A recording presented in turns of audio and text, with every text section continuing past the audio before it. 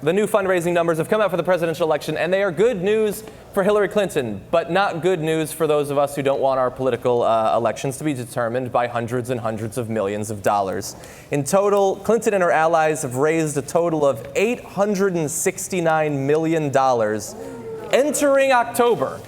So you still got a month and a little bit more to pad that number. Trump, meanwhile, has amassed $599 million, which is not as much. Still a lot of money for a one-man, two-ways. He's been about even. I mean, it seems like because he didn't start till May. That's a good number for not having started till May. And we're going to break it down a little bit more. Let's bring up this chart here, and you see that it includes both the campaigns, the money that they've brought in, but then also affiliated super PACs, the DNC and the RNC and all of that. And this is important going into just less than 3 weeks now for the election. No candidate has faced such a large disparity in fundraising and won in the modern political era. There you're seeing what we were talking about a little bit earlier. Just huge amounts of money. The political party, obviously a big chunk of it, especially in the case of Donald Trump. It looks almost even there. I wasn't going to use the rest of it. Anyway, but yes, so no candidate has faced such a large disparity and won in the modern political era because, and I looked into this, how much money you raise and how much your policies would benefit the public have a perfect correlation. That's why you have to, and keep in mind that Trump has done this. Trump is at $600 million, and we know why he hasn't raised it as much, in part because he's a hideous monster. But the Koch brothers were planning to give so much money to they were talking about spending maybe $800 million. Like the exact amount Hillary Clinton raised. So about $900 million the Koch brothers alone were going to spend. Yeah, and they spent some of it in the beginning on other candidates, and then they ended up they're sitting it out. Well, so they're gonna spend some of it on the congressional races, but they're not giving any to Trump. So that's a giant chunk that he's missing. And Sheldon Adelson just parted ways with Trump. Oh, is that today, right? JR. Oh, today. Yeah. Oh, wow. Yeah. Because he'd already given $10 million at a minimum to Trump. Exactly. And so look, he's missing some big donors. But look at the perverse system that we have, where they're like, oh, Trump didn't get the Koch brothers to give him a couple of $100 million that he would have, any other Republican candidate would have normally gotten. Now, do you think they're going to want anything back for that couple $100 million? Or they're doing it out of the goodness of their heart? Yeah. No, they got a sense that, hey, this guy's not going to be good for our business. Another guy we would have given money to was going to be good for our business. Yeah. And so, so they didn't give it. But why do you want to stop the Kochs from speaking 800 million times?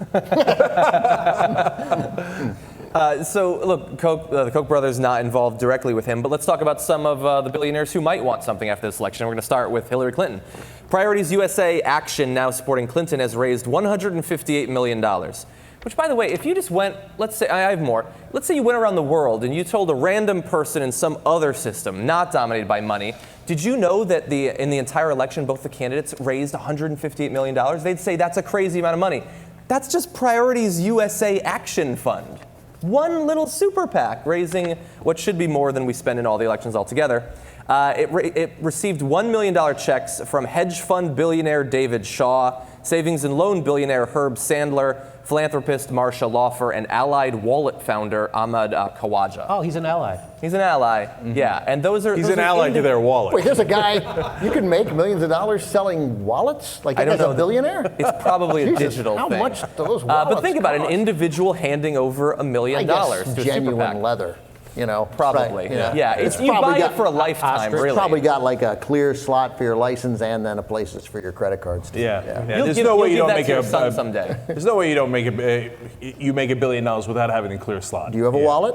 I do have a wallet. You have a wallet? It's not Allied. Yeah, and mine has a little space for a spare key. So if I lose my wallet, people will not only have my address, right, sure, but they'll be able to get right into my house. There you go. Right, that's great. We all have wallets, so I can see where that would Okay, so let's break this down. That's a lot of money. Yeah. So there's a couple of issues with this story. So number one, before we get into the giant amount of money in politics, which we've already gotten into to a large degree, but there's even more, there is a political side of this, an electoral part of it that's important. So the money buys you certain things. A lot of times it buys you media. It buys you television commercials. Gee, I wonder why TV doesn't talk about money in politics, because it goes mainly to them, right? But the other thing that it buys is staffers. And that's why Donald Trump he's not self-financing. He sometimes says that it's not true. He did go beg donors for money. He did make promises to them. In fact, the Mercers, who are his larger donors, Robert Mercer and Rebecca Mercer, pretty much got to run his campaign. In fact, one of the good government groups that went after Hillary Clinton for some of her coordination with super PACs also went after Donald Trump and said, you've basically allowed these donors to run your campaign. Your campaign manager and your campaign CEO used to work for them. Now they work for you. It's obvious that they are bought you lock, stock, and barrel, which is entirely true. But in his incompetence in raising the money, he hurt himself, right? Because right now, for example, in the 11 states where the Democratic state parties raised money, they have 11 swing states. These are the critical states, unfortunately, the only states that matter for the presidential election. The Democrats have 3,536 staffers. In the 11 swing states. In the 11 swing states. The Republicans only have 1,028. So the Democrats have more than tripled the staffers on the ground who can get out the vote, who can motivate their voters, do the important hard work of getting elected. So that, I told you one of the reasons Donald Trump would lose is because of his incompetence. So there it is. Now, on the other hand, I don't want to applaud Hillary Clinton for going and getting, honestly, legally bribed to the tune of, apparently, in the end, about $1 billion.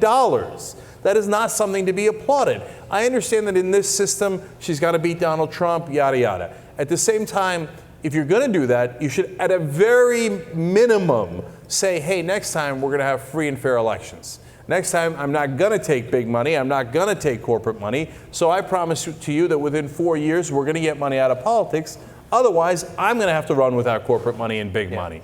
But she's not doing anything of that sort. And if you read the WikiLeaks documents, she's in favor of business as usual. She doesn't have a problem with this system. She has gained greatly from this system. And it looks like she'll be president because of this system. Well, and we should all have a problem with that, not based on what we think of Hillary Clinton's policies, but based on the idea that we are allowing those billionaires that John just mentioned to buy our politicians, whether they're Democrats or Republicans. That is not a democracy. And I don't have nearly the problem with Hillary Clinton that some progressives do, but I get that under this system, eventually I will.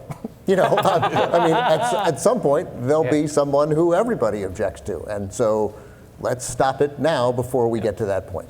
Yeah, and what you said about with the WikiLeaks about what she actually thinks about all this, and look, we were happy when she mentioned getting rid of Citizens United during the debate, but I'm almost sick of hearing about Citizens United, because it seems like if that is being held up as the goal, that seems like such a huge dodge. It seems like a way to fool people into thinking that if only we can reverse Citizens United, then everything is going to be fixed. No, we'll be back to the status quo. In 2008. Yeah, when money had no impact on politics. Exactly, and it's almost it's to the point where sometimes when you give people information, you can do it to educate, but you can also do it to cause them to not see the underlying problem. The underlying problem is that Citizens United is step one of 15 that we need to do to get back to where we were in the 60s, maybe someday if we're lucky.